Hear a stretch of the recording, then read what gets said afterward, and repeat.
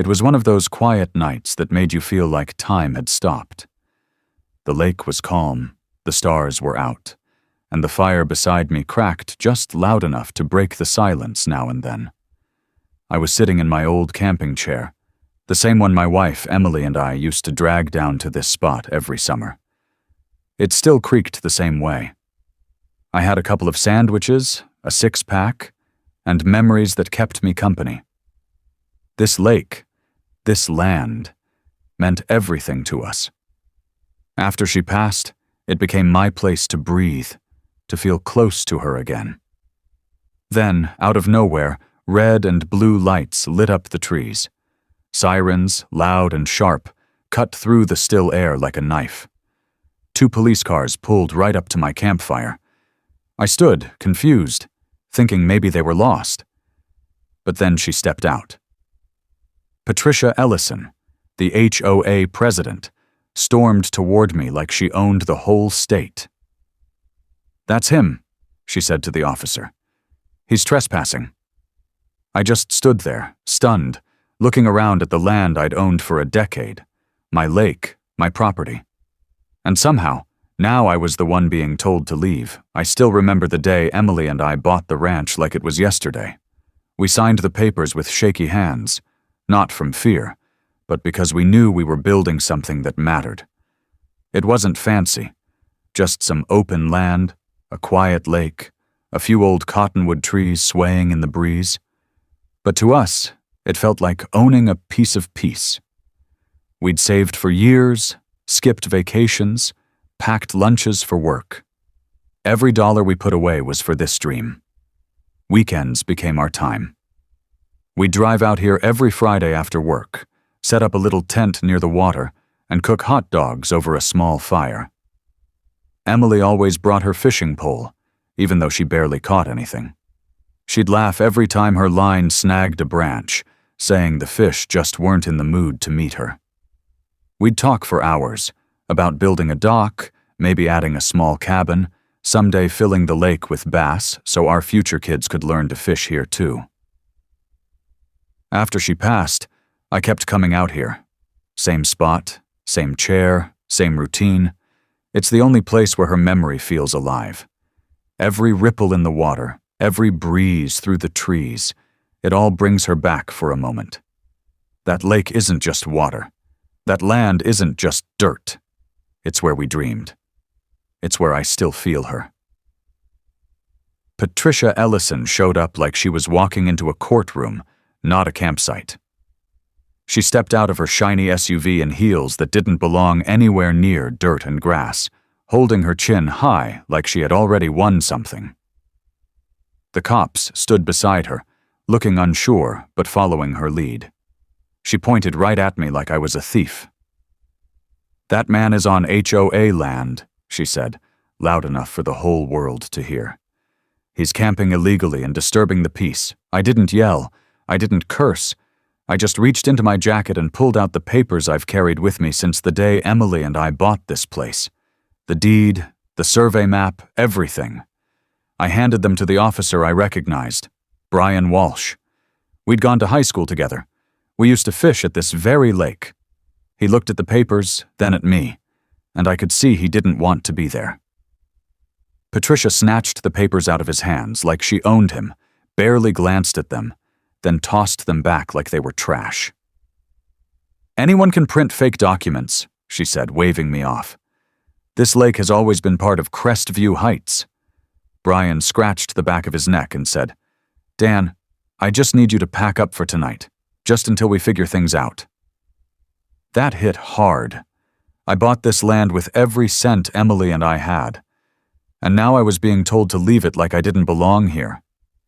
I packed my gear in silence, not because I agreed, but because I could feel something worse was coming. Patricia wasn't done. Not by a long shot. I didn't sleep that night. After being pushed off my own land, I just sat at the edge of my bed, staring at the floor. My truck still smelled like campfire and dust. Emily's photo sat on the nightstand, and I kept glancing at it like she might somehow give me answers. That's when my phone buzzed. I didn't recognize the number, but the message was short and sharp.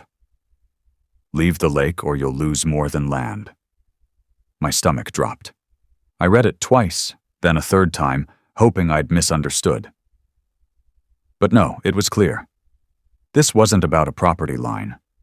Someone wanted me gone, and not just gone from the lake. The kind of threat where the words crawl under your skin and stay there. I looked out the window toward the dark road that led to the lake. Could someone be watching my house now? Had they followed me? I locked every door and checked the windows twice. My hands were shaking, not from fear exactly, but from the feeling that something deeper was going on. This wasn't just a fight with the HOA anymore. Someone had plans, and if I didn't figure out what they were, I could lose everything. By morning, I couldn't sit still. I cleared off the kitchen table and laid out every paper I had: deeds, tax forms, old maps, anything related to the land. The table looked like a mess, but to me, it was a puzzle that needed solving. I ran my finger across the property line on an old town map I'd gotten years ago, and that's when I saw it. Right near the lake, written in light pencil, was one word I'd never noticed before. Shared. My heart picked up. What did that mean? Shared with who? Was this what Patricia was holding on to? I didn't like guessing. I needed answers. So I grabbed my phone and called the one person who'd probably know. Evelyn Harper.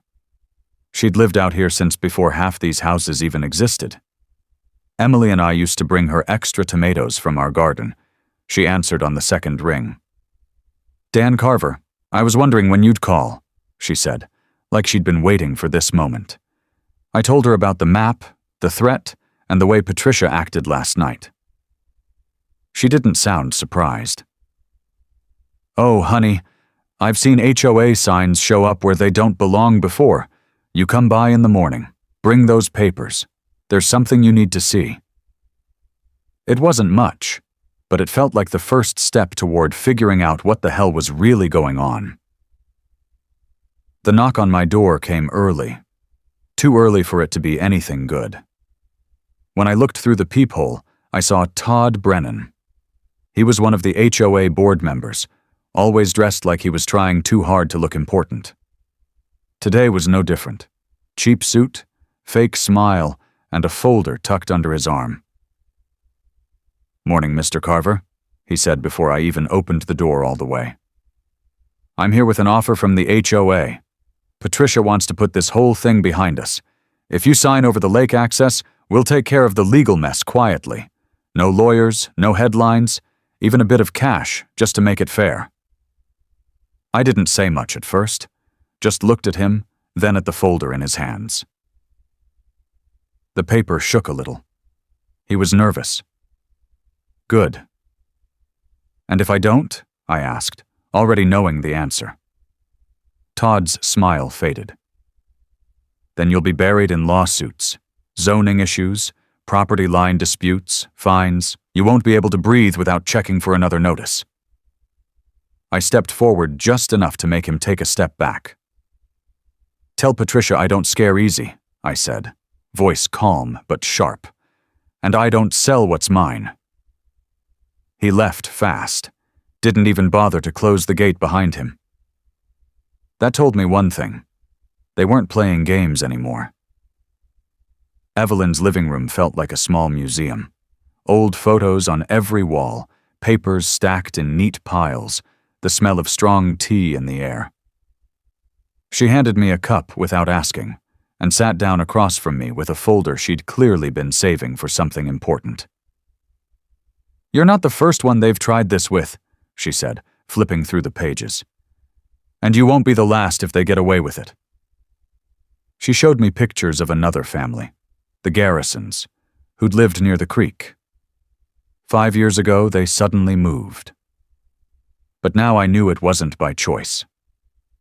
Turns out the HOA started by claiming water rights, then messed with the property lines in the county records. By the time the family figured it out, They were buried in court fees and forced to sell. That was bad enough. But then Evelyn dropped the real bomb. "You ever hear of Patricia Ellison back in Nevada?" She pulled out a newspaper clipping.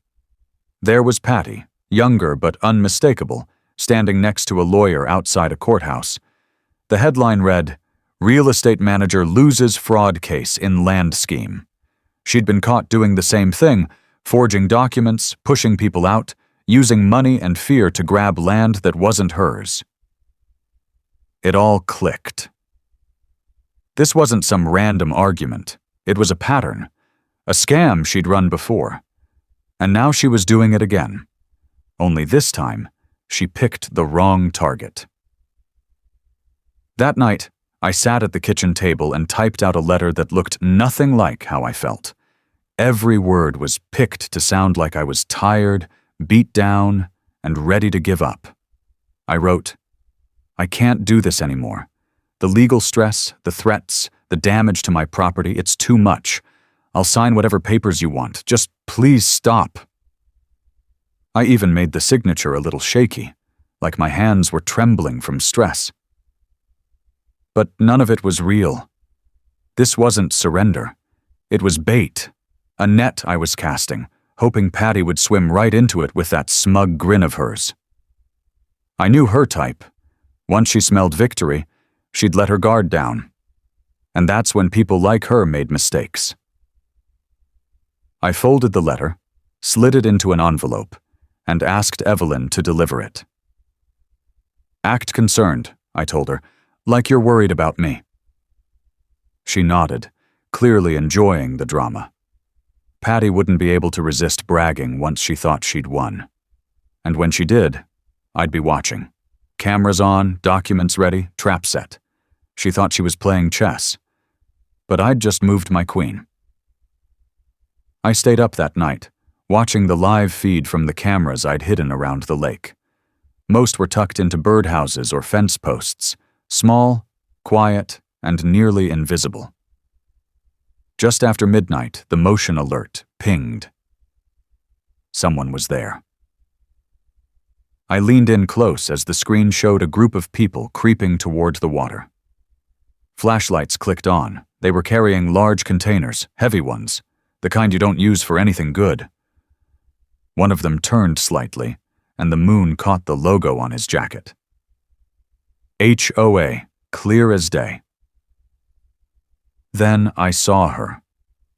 Patricia, dressed in black like she thought she was in some spy movie, standing by the edge and giving orders. The others opened the containers and started dumping thick, dark liquid into the lake. It spread fast, oily, heavy, and wrong. I couldn't smell it, but I didn't have to. I knew poison when I saw it. I hit record, saving every second of footage, every frame. I backed it up to multiple drives, screenshotted faces, timestamps, license plates. This wasn't just trespassing anymore. This was criminal. They thought I was asleep. They thought I gave up. But now I had them, caught in the act, with no way to explain it away. The moment I'd been waiting for had finally come. They crossed the line. Now it was my turn. The next morning, I uploaded the footage. No fancy title, just the truth. HOA caught poisoning private lake. It was all there. Faces, timestamps, everything. I hit post and waited, heart thumping like I was lighting a fuse. At first, just a few views. Then 100. Then 1,000. By lunchtime, my phone wouldn't stop buzzing. People were sharing it everywhere. Twitter, Facebook, even TikTok. Someone made a meme of Patricia in all black, calling her Suburban Rambo. Another edited her face onto a villain from a superhero movie. The comment section blew up. This is what power abuse looks like. She's done. This guy's a hero. Even a few people from Crestview Heights messaged me, saying they'd had enough too. Then the local news picked it up. I saw my own lake on the 6 o'clock report, with clips from my video and words like illegal dumping and criminal charges running across the screen.